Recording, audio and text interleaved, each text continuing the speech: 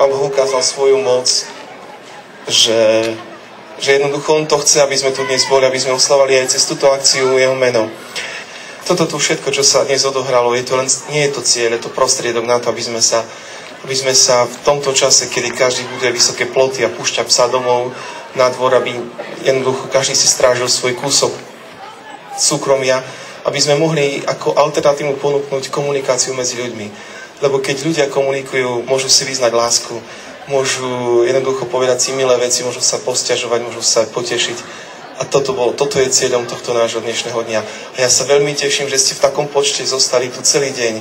Skutočne celé táto tribúna, tie stoličky, cez celý program neboli proste prázdne a to mám veľkú radosť. Takže ďakujem za vašu podporu a nech je oslavené meno Pánovo.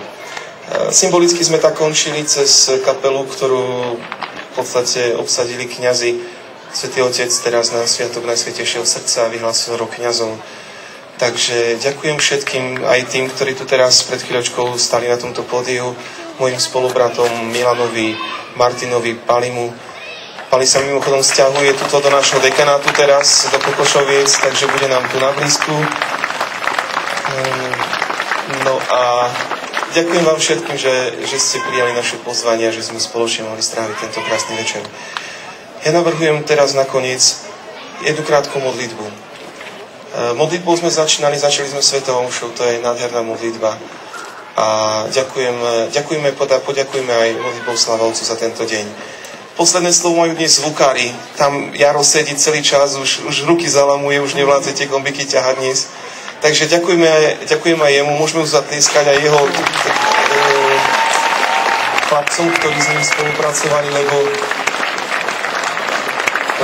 dobrý zvuk je veľká vec a naozaj sa to podarilo, takže som rád, že opäť po roku sú medzi nami a že o rok možno snáď prídu na novo. Tak, aby nás dáž nevyhnal, poprosím o modlitbu.